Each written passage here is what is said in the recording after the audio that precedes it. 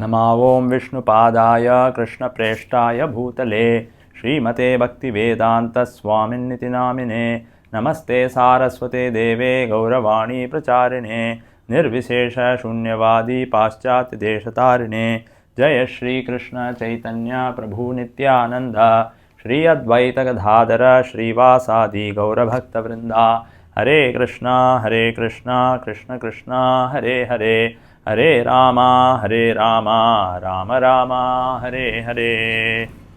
வணக்கம். பகவத்கீதை இரண்டாவது அத்தியாயம் 41வது ஸ்லோகம். நான் ஸ்லோகத்தை முதல்ல படிக்கிறேன். வியவசாயாத்மிகா புத்திஹி ஏகேஹ குரு நந்தன பகுஷாகாஹ்யனந்தாஷ்ச புத்தியோ அவ்யவசாயினாம். ஒவ்வொரு சமஸ்கிருத வார்த்தைக்கும் தமிழில் அர்த்தம்.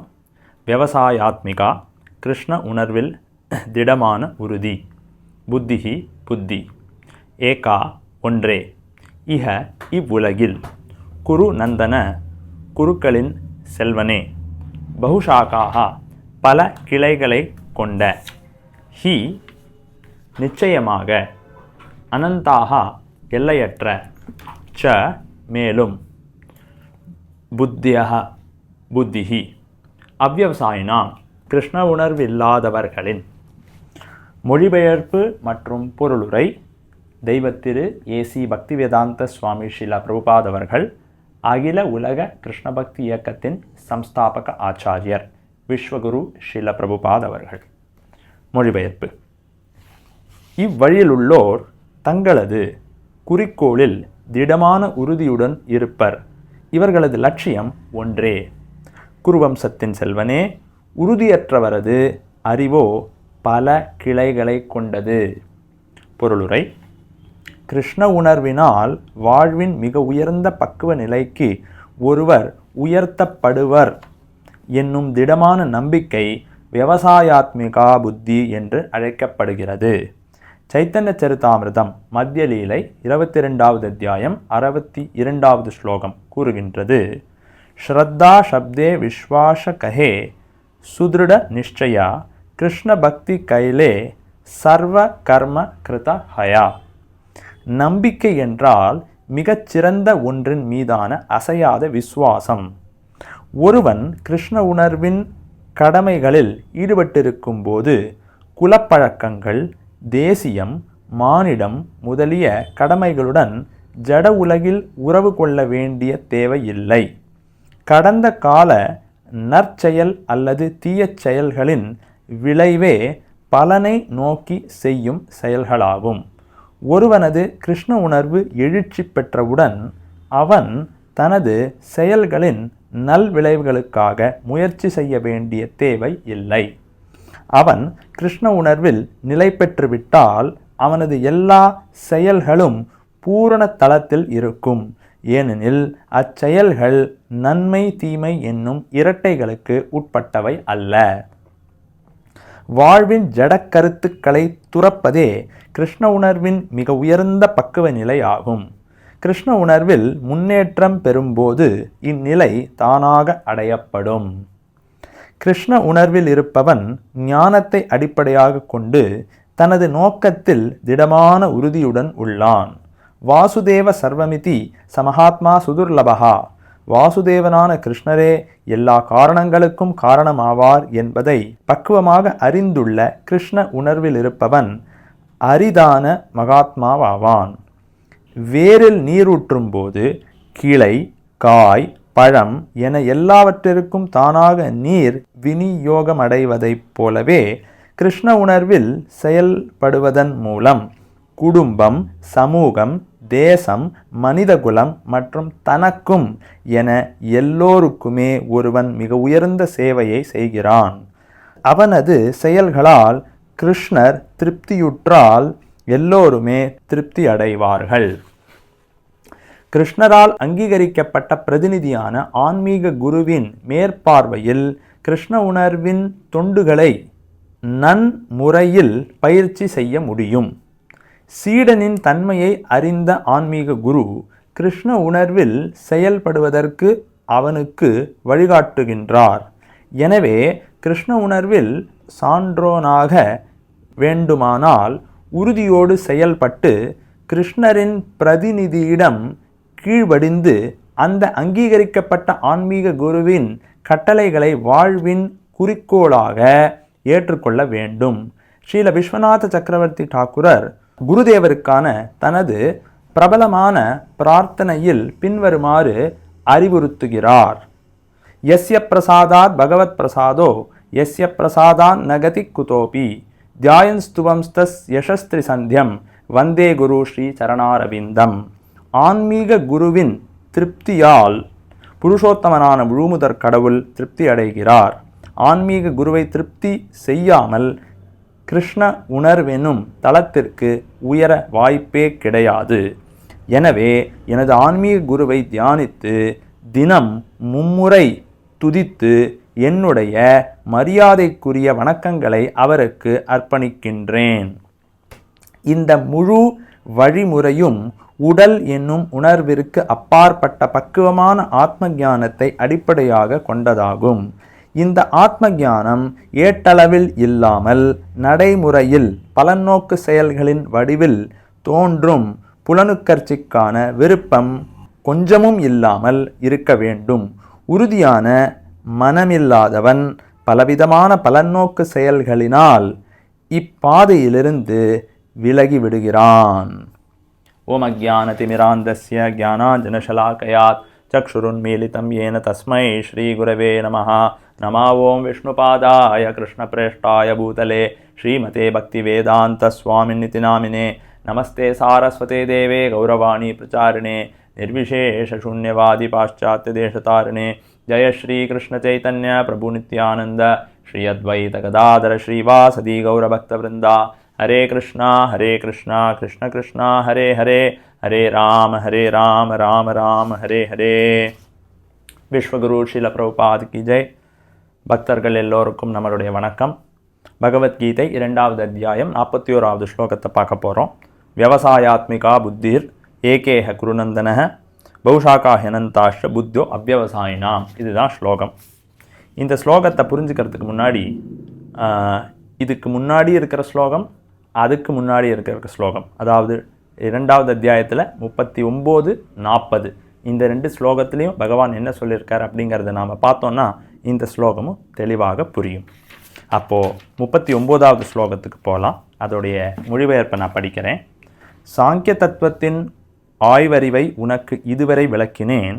பலனை எதிர்பாராமல் ஒருவன் செய்யும் யோகத்தை பற்றி அறிவை இப்போது கேள். பிருதாவின் மகனே, இந்த அறிவோடு செயல்பட்டால் கர்மபந்தத்திலிருந்து நீயே உன்னை விலக்கிக் கொள்ள முடியும். இதுதான் 39வது ஸ்லோகம். 40வது ஸ்லோகத்தில் அது அடுத்தது வரும். அப்போது இங்கே என்ன நடக்கிறதுன்னு நம்ம தெளிவாக புரிஞ்சுக்கணும். ஒரு சின்ன இன்ட்ரொடக்ஷன். பகவத்கீதை பேசப்பட்ட சூழ்நிலையை எப்போ நாம் பார்த்தோன்னா இந்த தத்துவம்லாம் நல்லா தெளிவாக புரியும். குருக்ஷேத்திர போர்க்களம், இருதரப்பு சேனைகள், ஒரு பக்கம் பாண்டவர்களுடைய போர் வீரர்கள், இன்னொரு பக்கம் கௌரவர்களுடைய போர் வீரர்கள், போர் ஆரம்பிக்க போகிறது. அந்த நிலையில் அர்ஜுனன் மனசில் சங்கடம், கவலை, பயம், சங்கோஜம் இதெல்லாம் ஏற்படுறது. ஏன்? சொந்த உறவினர்களோட போர் செய்ய வேண்டி இருக்கே அப்படிங்கிற ஆதங்கமும் பயமும் கவலையும் தான் அர்ஜுனுடைய மனசில் இருக்குது. அந்த நேரத்தில் என்ன செய்யறதுன்னு தெரியாமல் ஒரு தர்ம சங்கடத்தில் மாட்டிக்கொண்டிருக்கிறார் அர்ஜுனன். என்ன தர்ம சங்கடம்னு கேட்டால், 5000 வருஷத்துக்கு முன்னாடி இருந்த சமுதாய கட்டமைப்பு எப்படி இருந்ததுன்னா, சமுதாயம் பிராமணர்கள், சத்திரியர்கள், வைஷ்யர்கள் என்று பிரிக்கப்பட்டார்கள். இந்த பிரிவு என்பது வெறும் பிறப்பின் அடிப்படையில் மட்டும் கிடையாது. அதை நாம் தவறாக புரிந்து கொள்ளக்கூடாது. குணத்தின் அடிப்படையில், அதாவது ஒவ்வொருத்தருக்கு செயல்படுறதுக்கு ஒரு விதமான மனோபாவம் இருக்கிறது. அப்போது பிராமணர்கள் அப்படிங்கிறவர்கள் தத்துவத்தை படித்து, தத்துவத்தை பற்றி ஆராய்ச்சி செய்து, இறைவனை பற்றி புரிந்து கொள்ள வேண்டும், வாழ்க்கைனா என்ன, இதெல்லாம் என்ன அப்படிங்கிற ஒரு ஃபிலசாபிக்கல் மைண்ட் செட் இருப்பவர்கள் ஒரு வகையில் செயல்பட்டார்கள். ஆட்சி செய்ய வேண்டும், வரி வசூலிக்க வேண்டும், மக்களை காக்க வேண்டும், போரில் ஈடுபட வேண்டும், இப்படிப்பட்ட மனோபாவம் இருப்பவர்கள் சத்திரியர்கள் என்று வழிநடத்தப்பட்டார்கள். அப்படிப்பட்ட ஒரு கட்டமைப்பு இருந்த சமுதாயம். அப்போ அந்த சமுதாய கட்டமைப்பின்படி போருக்கு அழைப்பு வந்தபோது, எனக்கு போரில் இஷ்டம் இல்லை, நான் போரில் ஈடுபட முடியாது அப்படின்லாம் சொல்ல முடியாது. அப்படிப்பட்ட சமுதாய கட்டமைப்பு அப்படி. அப்போ அர்ஜுனன் சத்திரிய வகுப்பை சேர்ந்தவன். அதனால் அப்போ போருக்கு அழைப்பு வந்தபோது போரில் ஈடுபட்டுத்தான் ஆக வேண்டும், அது நிபந்தனை. போரில் ஈடுபட முடியாதுன்னு சொன்னால் சமுதாயத்தில் எந்த ஒரு மதிப்பும் மரியாதையும் இருக்காது, இந்த சோஷியல் பொசிஷனே இருக்காது. அதனால் போரில் ஈடுபட்டே ஆக வேண்டும். அதே நேரத்தில் போரில் எப்படி ஈடுபடுறது?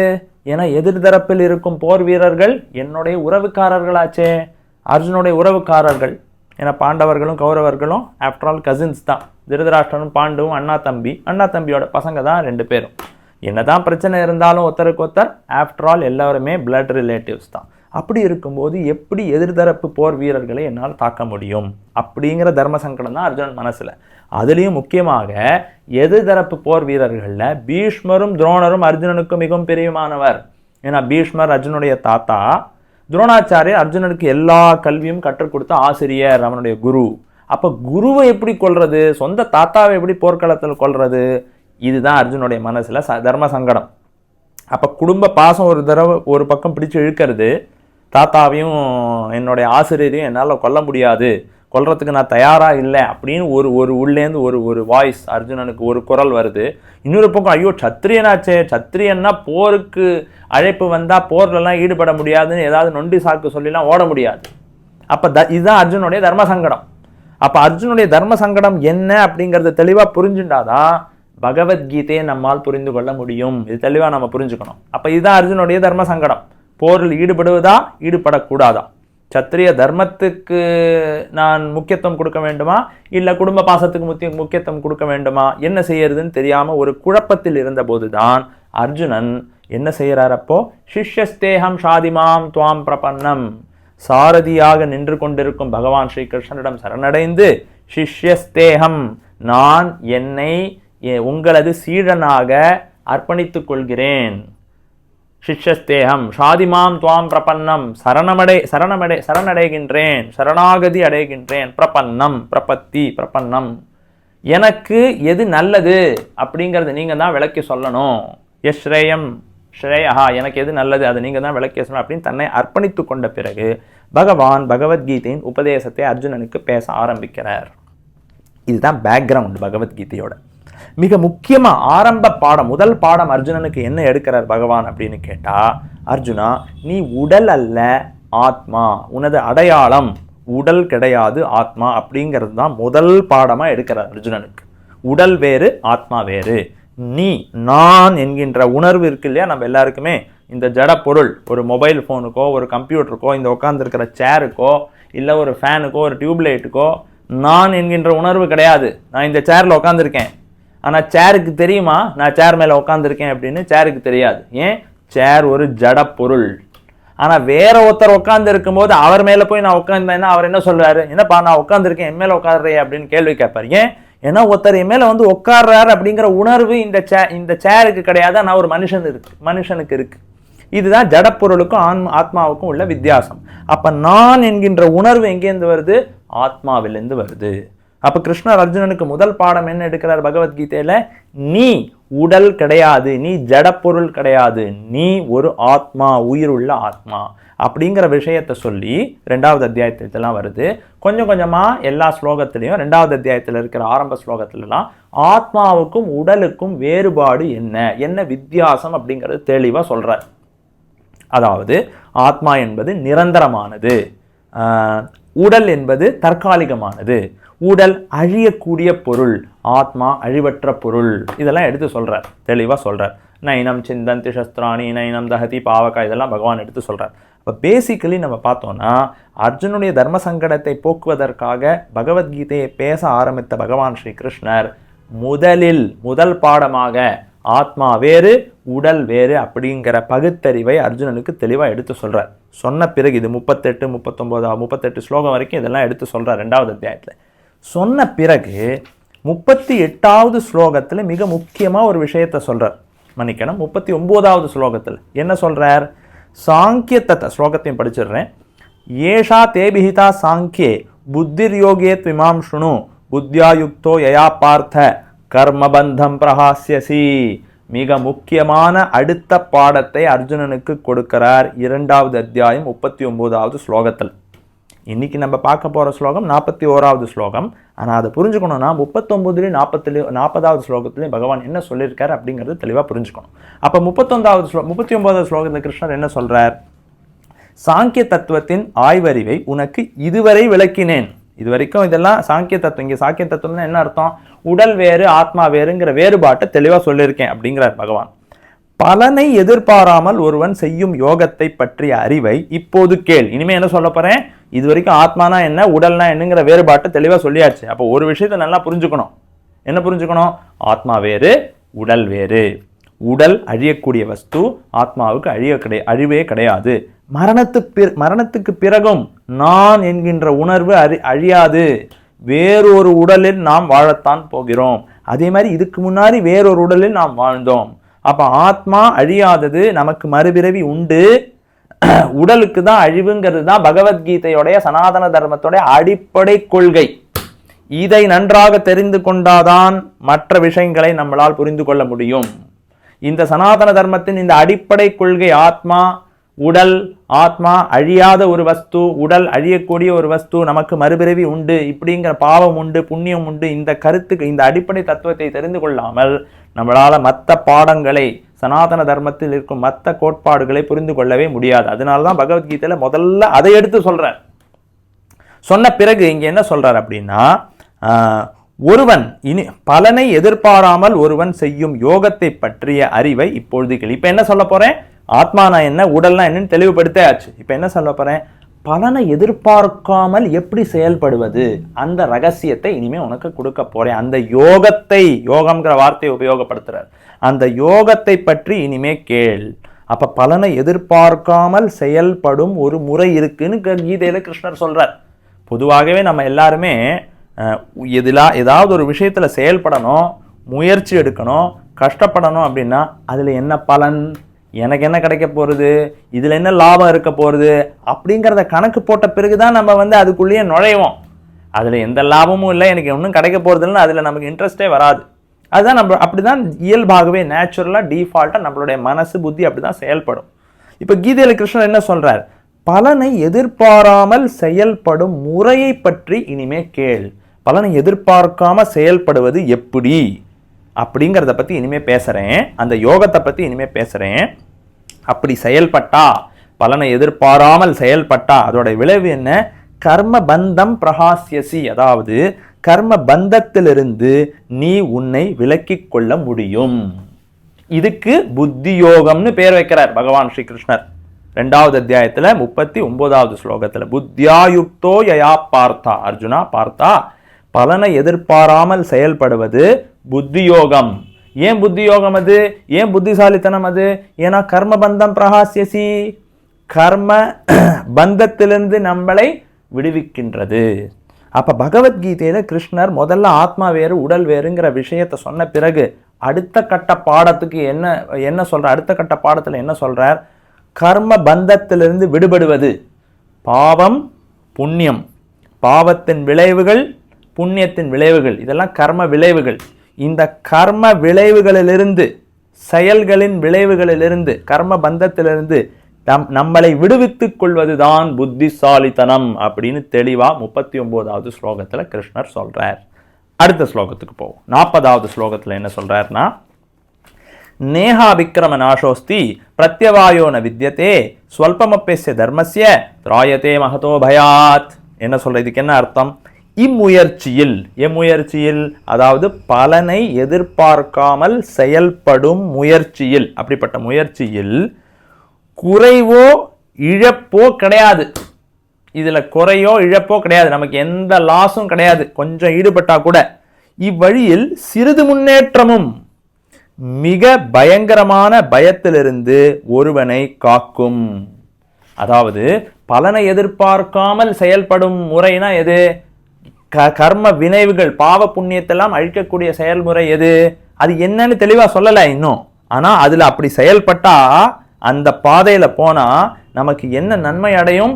நம்மளை கர்மபந்தத்திலிருந்து விடுவித்துக் கொள்ளலாம். அது மட்டும் இல்ல, அதுல எந்த விதமான குறையோ இழப்போ கிடையாது நமக்கு. அது மட்டும் இல்ல, ஸ்வல்பமப்யஸ்ய தர்மஸ்ய, இந்த பாதையில சிறிதளவு முன்னேற்றம் அடைந்தால் கூட மிக பயங்கரமான பயத்திலிருந்து ஒருவனை காக்கும். இதுதான் பகவத்கீதையில கிருஷ்ணர் சொல்ற. இதெல்லாம் எதை பத்தி பேசுற, எதை ஹிண்ட், ஏதாவது பகவான் இங்க பொடி வச்சு பேசுற மாதிரி இருக்கு. நேரடியா எதுவுமே பேசல, மறைமுகமா பல விஷயங்களை சொல்றார். இனிமே வர இருக்கும் ஸ்லோகங்களில் என்ன பொடி வச்சு பேசுறார், இதெல்லாம் எதை கிருஷ்ணர் குறிக்கிறார் அப்படிங்கிறது தெளிவாக நமக்கு இனிமே புரியும். நம்ம இன்னும் 2வது அத்தியாயத்தில் தான் இருக்கோம். 3வது 4வது 5வது 6வது 7வது 8வது 9வது அத்தியாயத்திலாம் போக போக போக அந்த பலனை எதிர்பார்க்காமல் செயல்படும் முறை எது அப்படிங்கிறது நமக்கு தெளிவாக புரியும். வரப்போற அத்தியாயங்கள்ல அதை பத்தி பகவான் பேச போறாரு. அதுதான் பகவானின் பக்தி தொண்டு. பகவானுக்கு தொண்டு செய்யும், அதாவது எந்த பலனையும் எதிர்பார்க்காமல் பகவானை திருப்திப்படுத்துவதற்காக செயல்படும் முறைதான் நம்மளை கர்மபந்தத்திலிருந்து காக்கும்.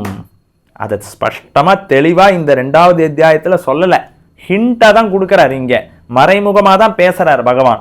ஆனா இனிமே வர ஸ்லோகங்கள்ல, இனிமே வர அத்தியாயங்கள்ல 3வது 4வது அத்தியாயத்தை நாம தெளிவா படிச்சோம்னா அது என்னங்கிறது தெளிவா புரிஞ்சுக்கலாம். இப்ப பகவத்கீதை ஆதாரமாக வச்சுதான் பேசுறோம்.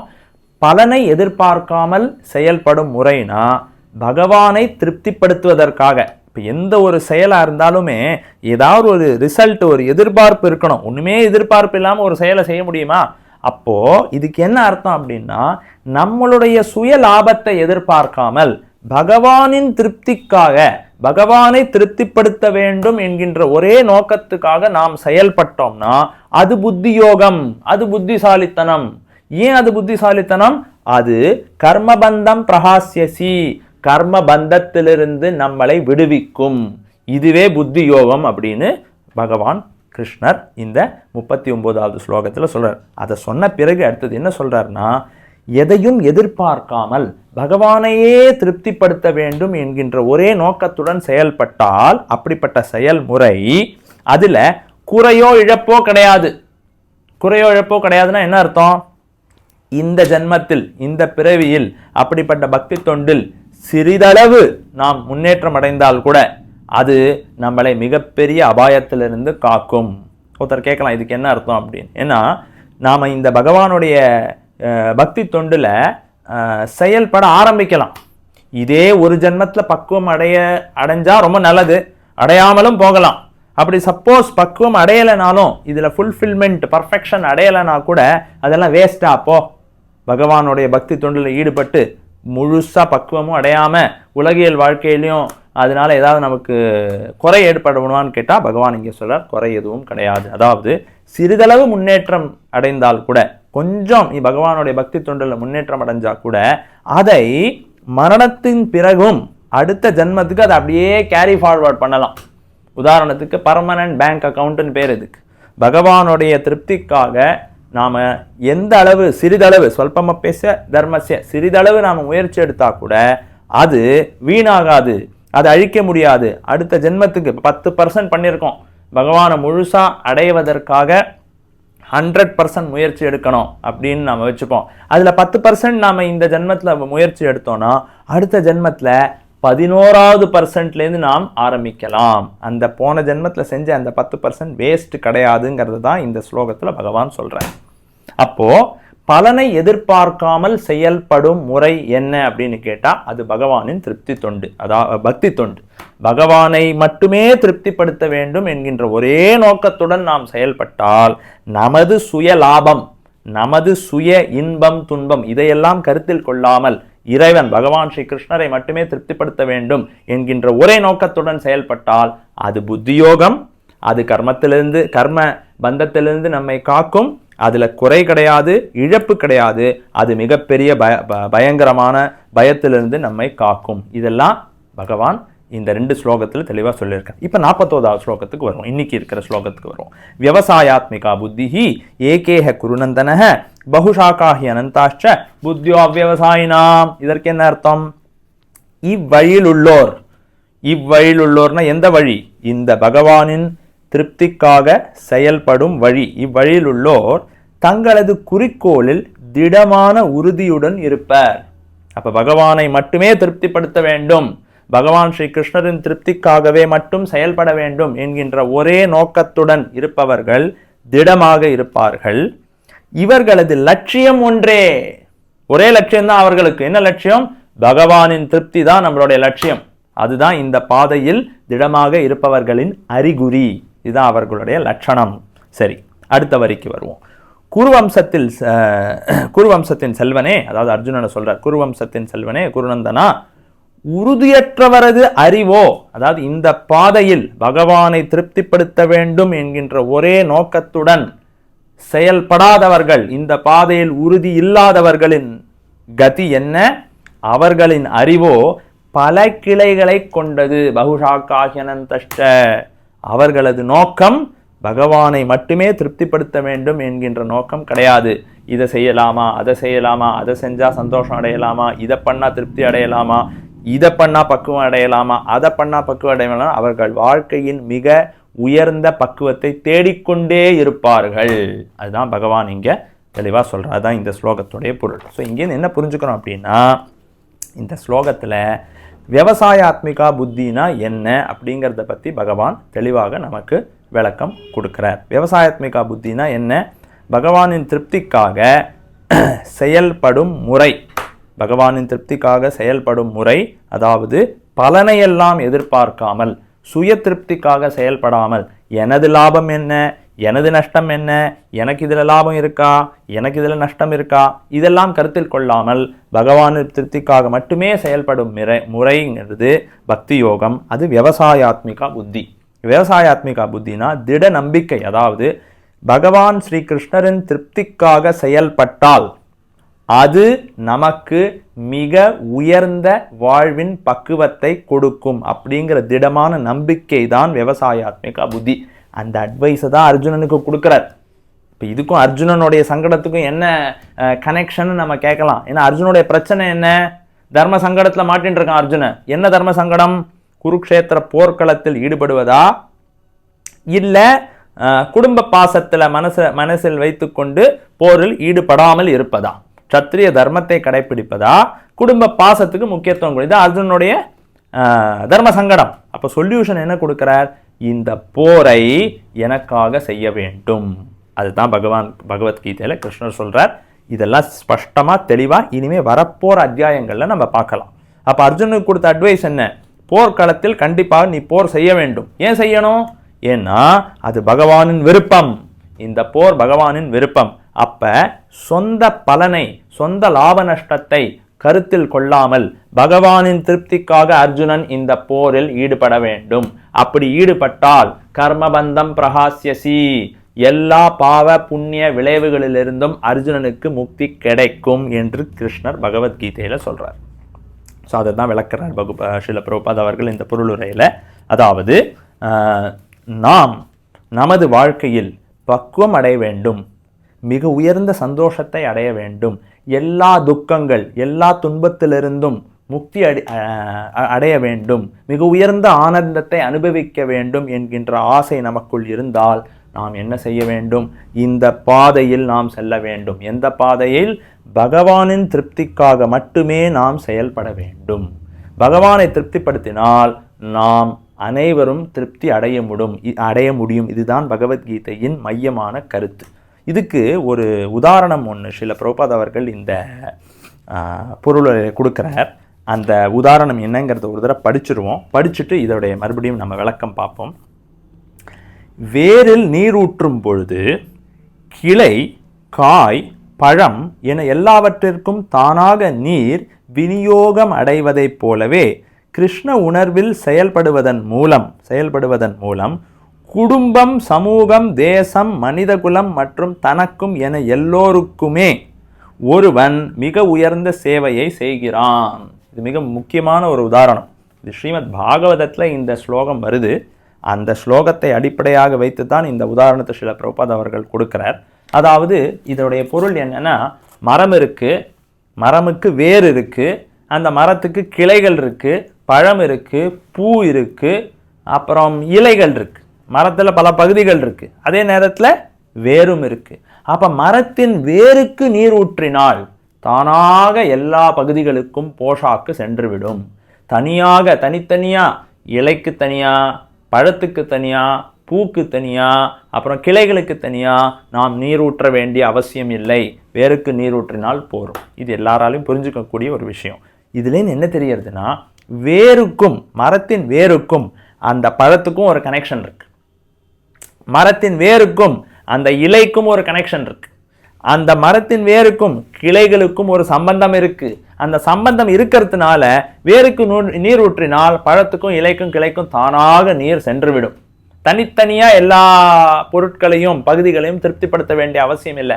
அதே மாதிரி பகவான் ஸ்ரீ கிருஷ்ணருக்கும் இவ்வுலகில் இருக்கும் எல்லா ஆத்மாக்களுக்கும் மனிதர்கள் மட்டுமில்லை, மனிதர்கள், செடி, கொடி, விலங்குகள், புழு, பூச்சி, சிங்கம், யானை, எந்த ஒரு வஸ்துவா இருந்தாலும் சரி, எந்த உயிர்வாழியாக இருந்தாலும் சரி, எல்லா உயிரினங்களுக்கும் பகவான் ஸ்ரீ கிருஷ்ணருக்கும் ஒரு ஆழமான, நெருக்கமான, அழிக்க முடியாத ஒரு சம்பந்தம் உள்ளது. இதை பகவத்கீதையில 15வது அத்தியாயத்துல பகவான் விளக்கிறார். மமைவாம்சோ ஜீவலோகே ஜீவபூத சனாதனஹா. இவ்வுலகில் இருக்கும் எல்லா உயிரினங்களும், உயிர்வாழிகளும் எனது அம்சங்கள், பின்ன பகுதிகள் என்று பகவத்கீதையில கிருஷ்ணர் சொல்றார். அதனால பகவான் ஸ்ரீ கிருஷ்ணர் தான் இப்பிரபஞ்சத்தில் உள்ள எல்லா ஆத்மாக்களுக்கும் வேர். மரத்துல பல பகுதிகள் இருக்கு, அதுக்கு ஒரு வேர் இருக்கு. அதே மாதிரி இந்த சிருஷ்டியில் பல வகையான ஆத்மாக்கள் உள்ளார்கள், வெவ்வேறு உடல்களில் அவர்கள் இருக்கிறார்கள். ஆனால் எல்லோருக்கும் வேர் பகவான் ஸ்ரீ கிருஷ்ணர். இது பகவத்கீதையில கொடுக்கப்பட்டுள்ளது. 15வது அத்தியாயத்துல வரப்போற அத்தியாயங்கள்ல அந்த ஸ்லோகத்தையும் நம்ம பார்ப்போம். அதனால பகவான் ஸ்ரீ கிருஷ்ணருக்கு நீர் ஊற்றினால், அதாவது வேருக்கு நீர் ஊற்றினால், அதனால் பகவான் ஸ்ரீ கிருஷ்ணரை திருப்திப்படுத்த முயற்சி செய்தால், நமது சொந்த திருப்தி எல்லாம் ஒதுக்கி வச்சுட்டு பகவான் ஸ்ரீ கிருஷ்ணனின் திருப்திக்காக நாம் செயல்பட்டால் இப்பிரபஞ்சத்தில் இருக்கும் எல்லோரும் அமைதியாக, சந்தோஷமாக வாழ முடியும். ஏன்னா எல்லாருக்கும் பகவானுக்கும் ஒரு கனெக்ஷன் இருக்கு. அதுதான் கீதையில சொல்றார். அதனால சமூகமாக இருக்கட்டும், சமூக சேவையாக இருக்கட்டும், குடும்ப சேவையாக இருக்கட்டும், நாட்டுக்கு சேவையாக இருக்கட்டும், மற்ற பிராணிகளுக்கு சேவையாக இருக்கும், எல்லாருக்குமே நாம் சேவை செய்யணும்னா மிக முக்கியமாக அவர்களின் ஆன்மீக நலனை நாம் கருத வேண்டும். இது ரொம்ப முக்கியமான விஷயம்.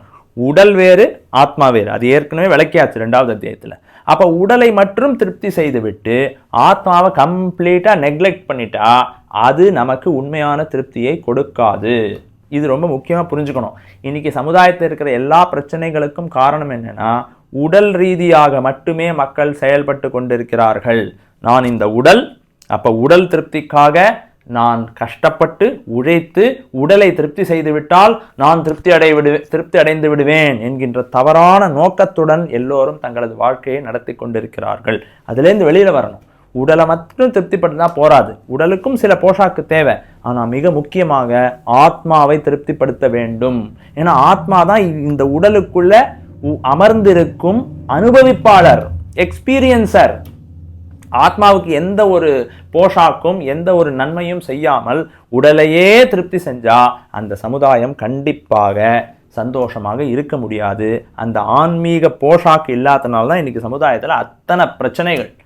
பொருளாதாரத்தில் வளர்ந்த நாட்களே பார்ப்போம், நாம் வளர்ந்த நாடுகளையே நாம் பார்ப்போம். அமெரிக்காவை எடுத்துப்போம், யூரோப் எடுத்துக்கலாம், சைனாவை எடுத்துக்கலாம். இந்தியாவில் நிறைய பேர் பொருளாதார ரீதியாக முன்னேற்றம் அடைந்தவர்கள் இருக்கிறார்கள். ஆனால் எங்கெல்லாம் ஆன்மீகம் இல்லையோ அங்கெல்லாம் நம்ம போய் பார்க்கலாம், ஏகப்பட்ட பிரச்சனைகள் இருக்கு. ஏன்னா நமது அடிப்படை அடையாளமே நாம் உடல் அல்ல, ஆத்மா. அப்போ உடலுக்கு மட்டும் சேவை செஞ்சா போராது. நிறைய பேருக்கு சமூக சேவை செய்யணும், எல்லாருக்கும் சேவை செய்யணுங்கிற மனப்பான்மை நிறைய இருக்கு. ரொம்ப நல்ல எண்ணம். ஆனால் அதே நேரத்தில் எப்படி சேவை செய்யறதுங்கிறதையும் நாம் புரிஞ்சுக்கணும். உடலுக்கு மட்டும் சேவை செய்தால் போராது.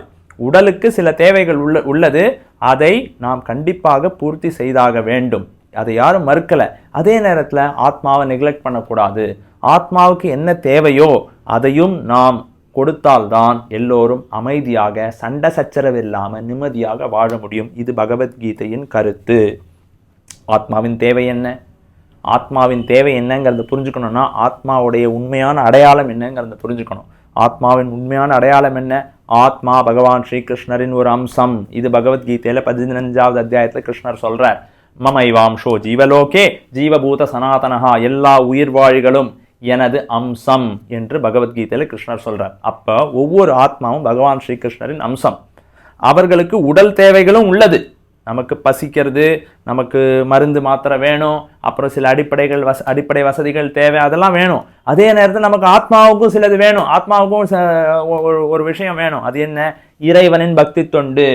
அப்ப பகவானின் பக்தி தொண்டில் எல்லோரையும் ஈடுபடுத்தினால் அனைவரும் கண்டிப்பாக நிம்மதியாக, சந்தோஷமாக, திருப்தியாக, ஆனந்தமாக வாழ முடியும். அப்படி செய்யாமல் உடலுக்கு மட்டுமே நாம் போஷாக்கு அளித்தால் அது நன்மை கொடுக்காது.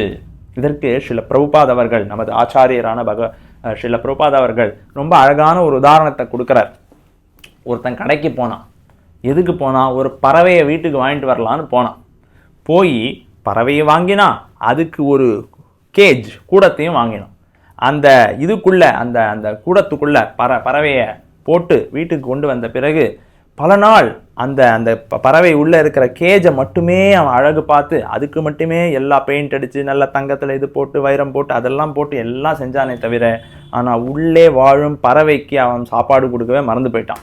அப்போ 10 நாள் 15 நாள் கழிச்சு அந்த வாங்கின பறவை இருக்கிற வீடு, சின்ன கூடை மாதிரி ஒன்று இருக்குது, அது மட்டும் நல்லா இருக்குது, நல்லா ஜொலிக்கிறது. ஆனால் அந்த பறவை மரணம் அடைந்து விட்டது. இது ஒரு ரொம்ப சுலபமான உதாரணம் ஸ்ரீல பிரபுபாத் அவர்கள் கொடுக்கிறார். எதுக்குன்னா, இந்த உடல் என்பது it is like a gauge. உடலுக்குள் வாழ்ந்து கொண்டிருக்கும் ஆத்மா நாம் தான் அந்த பறவை. நமக்கு போஷாக்கு தேவை, நமக்கு திருப்தி தேவை, நமக்கு உணவு தேவை, ஆத்மாவுக்கு உணவு தேவை என்றால் அது பகவானின் பக்தி தொண்டில் ஈடுபடுவதால் மட்டுமே முடியும். அப்ப எந்த பலனையும் எதிர்பார்க்காமல் பகவான் ஸ்ரீ கிருஷ்ணரின் தொண்டில் நாம் ஈடுபட்டால் அது நமக்கு பூர்ண திருப்தியை கொடுக்கும் என்று பகவத்கீதை சொல்கிறது. அதன்படி நாம் செயல்பட்டால் குடும்பமும் நன்னா இருக்கும், சமூகமும் நன்னா இருக்கும், நாடும் நன்னா இருக்கும், சண்டை சச்சரவுகள்லாம் இருக்காது. சரி, இதுதான் தத்துவம். இப்போ நடைமுறைக்கு வருவோம். பகவான் ஸ்ரீ கிருஷ்ணரை திருப்திப்படுத்துவது எப்படி? நாம் வாழற இந்த சண்டை சச்சரவு நிறைஞ்ச இந்த கலியுகத்தில் பகவான் ஸ்ரீ கிருஷ்ணரை திருப்திப்படுத்துவதற்காக மிக சுலபமான ஒரு முறையை ஸ்ரீ சைத்தன்ய மகாபிரபு அவர்கள் கொடுத்திருக்கிறார்கள். அதுதான் ஹரே கிருஷ்ண கிருஷ்ண கிருஷ்ண ஹரே ஹரே, ஹரே ராம் ராம் ராம் ஹரே ஹரே என்கின்ற நாம ஜபம். இந்த மிக சுலபமான எளிமையான ஒரு வழிமுறை, எல்லாரும் செய்யக்கூடிய ஒரு பாதை இது, எல்லாரும் கையில் எடுத்துக்க கொள்ளக்கூடிய ஒரு பாதை இது. இந்த ஹரே கிருஷ்ண மகாமந்திர ஜபம் நாம சங்கீர்த்தனத்தில் எல்லோரும் நம்பிக்கையுடன் ஈடுபட்டால் கண்டிப்பாக எல்லோரும் நன்மை அடைய முடியும், எல்லோரும் ஆனந்தமாக திருப்தியாக வாழ முடியும். அதாவது இந்த கலியுகத்தில் சண்டை சச்சரவுகள் இருந்த, இந்த பல பிரச்சனைகள் இருக்கிற இந்த யுகத்தில், இந்த காலத்தில் அனைவரும் ஹரே கிருஷ்ண மகாமந்திரத்தை ஜபம் செய்து பகவான் ஸ்ரீ கிருஷ்ணரை திருப்திப்படுத்த முயற்சி செய்ய வேண்டும். அதுதான் ஆத்ம திருப்தியை கொடுக்கும். உடலுக்கு சில தேவைகள் இருக்கு, ஆத்மாவுக்குள்ள தேவை நாம சங்கீர்த்தனம், பகவான் ஸ்ரீ கிருஷ்ணரை திருப்திப்படுத்துவது. இதில் ஈடுபட்டால் கண்டிப்பாக எல்லோரும் தங்களது கர்ம பந்தத்திலிருந்து விடுபட்டு உண்மையான ஆனந்தத்தை அடைய முடியும். இதுதான் இஸ்கான் திருவான்மியூர் ஹரே கிருஷ்ணா மூவ்மெண்ட்டின் வேண்டுகோள். அனைவரும் பகவத்கீதை உண்மை உருவில் இந்த புஸ்தகத்தை படித்து ஹரே கிருஷ்ண மகாமந்திரத்தை ஜபம் செய்து பக்தி வேதாந்த சுவாமி ஸ்ரீல பிரபுபாத் அவர்களின் அடிச்சுவடுகளை பின்பற்றி அவர் காட்டிய வழியில் நாம் அனைவரும் சென்றால் நிம்மதி, சந்தோஷம், ஆனந்தம் கண்டிப்பாக கிட்டும். வணக்கம். ஹரே கிருஷ்ணா.